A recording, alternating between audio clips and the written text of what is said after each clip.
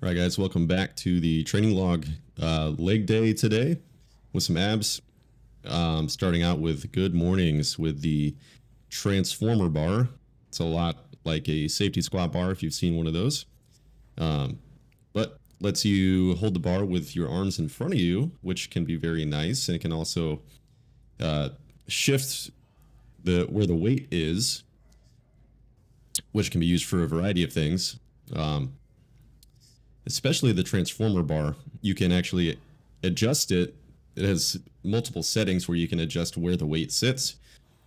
So with this, I have the weight set back, which is, shifting where the weight is. It is shifting it back closer to what I'm trying to work, which is the glutes and hamstrings. So pound for pound, this actually makes it easier on your hamstrings and glutes than if you were using a straight bar where the weight's going to be forward a little bit compared to this. But that just means that you're going to use a little more weight here. So like I'm using maybe 30 plus more pounds here than I would with a straight bar. But that in itself doesn't make either one of these better or worse than the other, because it's not just, the weight that you see, like the external load. Obviously range of motion plays into that, but also the distance between the joint that is being worked, the muscles that are working, and the weight. So that's not really the point here. It's not, I get to use more weight, so it's better. That's not necessarily true. The tension on the hamstrings and glutes could be exactly the same.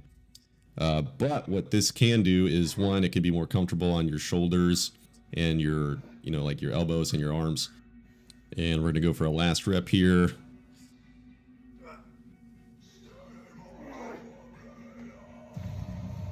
And yeah, that's pretty brutal, especially a good morning and with a safety squat bar or transformer bar. It feels like you're getting crushed into a diamond on those last really tough reps.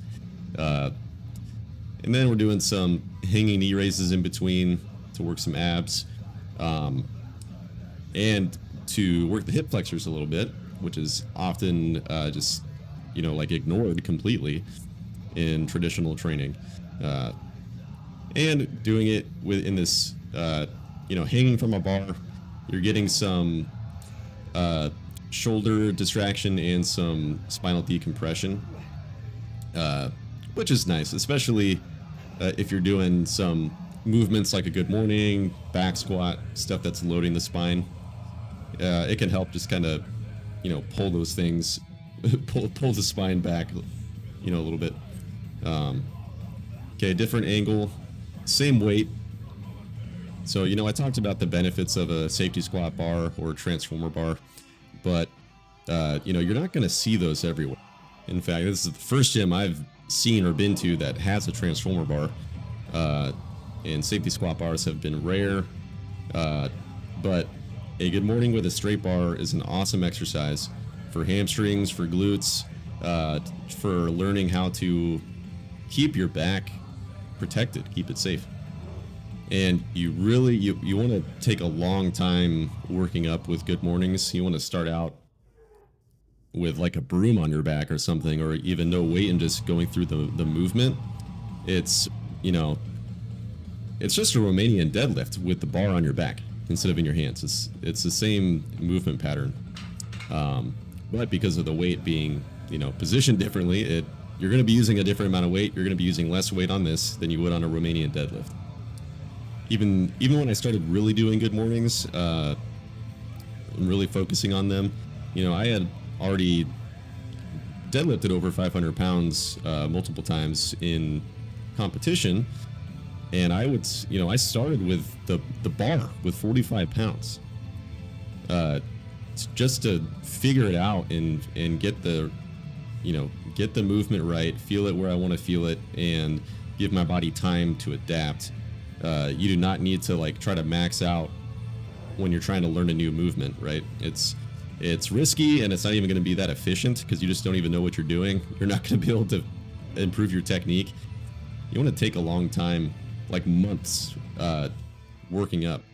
And yeah, you can see this third set here. I felt like I still had some more to get out of these good mornings, but I just knew I needed to drop the weight down, so we did that. And then went into hack squats.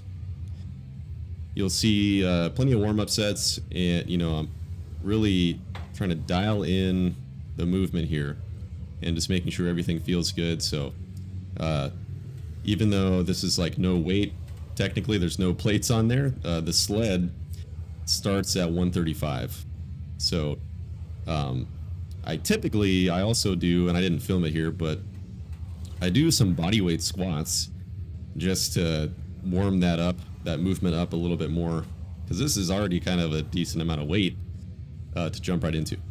But yeah, just a few slow reps here, making sure things feel good, getting nice and low. And similarly to the good mornings, start out light here and take a long time making sure you dial it in to maximize the amount of work your quads are doing. And that's going to mean trying to get your feet low on the platform without your heels coming off. If you can get some heel elevated shoes like these squat shoes, that would help as well. Getting as low as you can. If you can bottom out, then that is great. And then making sure that you're pushing, through your quads, even though this is a fixed machine and it's harder to shift your weight elsewhere or shift the tension elsewhere. You still can if you're not focusing on pushing through your quads. So you want to think about pressing your entire foot directly through the platform, and even kind of thinking about doing a knee extension through the platform. And that's really gonna keep your knees forward as long as possible throughout the exercise. Yes, you're going to be using your glutes a little bit here no matter what, but this really is designed to be a quad dominant exercise. But the thing is, if you're like really pushing backwards and pushing your butt hard into the pad and you're pushing through your heels, you're going to be using your glutes and your adductors to help extend the knee. And this is exactly the same concept that happens with a barbell bench press that can't happen with a dumbbell bench press, because the bar is a fixed unit and you have both hands attached to it. Your triceps can help your chest because you can extend with your triceps laterally against the bar, and that is going to create a diagonal force, and that's going to help lift the weight up. Obviously, if you extend outward with your triceps on dumbbells, they're going to go fall to the sides, and that's not going to end well. And this set is still going, a brutally long set. These high rep hack squats, they just cardio becomes a limiting factor for sure. It gets really hard to push through that. You can see I'm going to take a long time to go for one more rep. So at this point, it's kind of like a rest pause. But this is such a good quad exercise, and there's, it's a huge range of motion, a ton of tension throughout the majority of the range of motion. It really is worth doing that, even if you're pretty exhausted. You can't catch your breath. Give it another 10 seconds and try to get 1, 2, 3 more.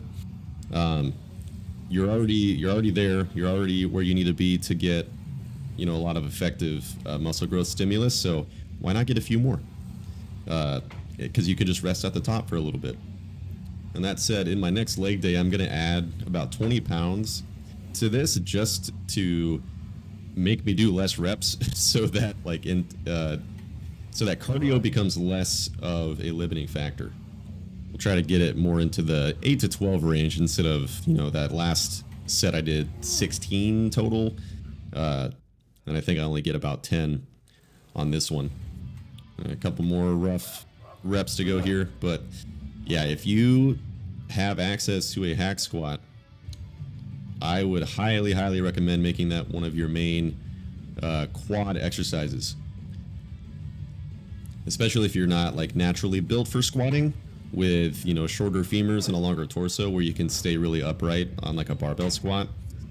This is going to be very useful for you. All right, and then we're going into some hammy curls. Okay, so now you've already done a heavy hip hinge type movement like the good morning, or maybe you did some back extensions or some Romanian deadlifts or something like that. So you don't need to try to go super heavy here. Don't like swing your low back and your hips around. Don't be overly concerned with, you know, how much weight you have on the machine. Like, I'm using pretty light weight here, to be honest.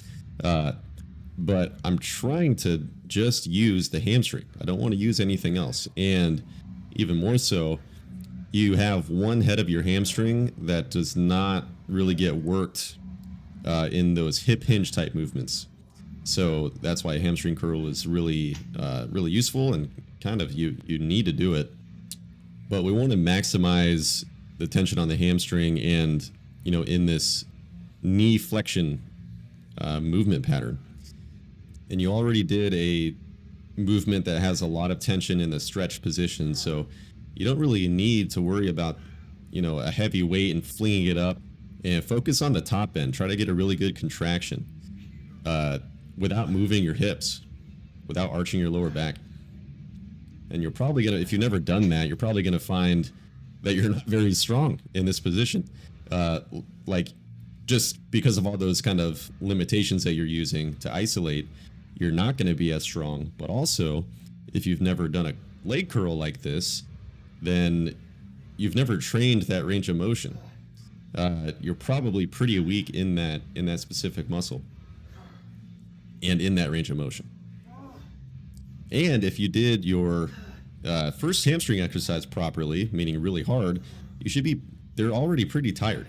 So you don't need a ton of weight. And it's not that you just like wing it and use whatever weight you want, but just don't be overly obsessed with like lifting X amount of weight, or, you know, how it looks externally. And I put all the hamstring curl clips back to back just to stay focused on that topic, but I did superset them with leg extensions.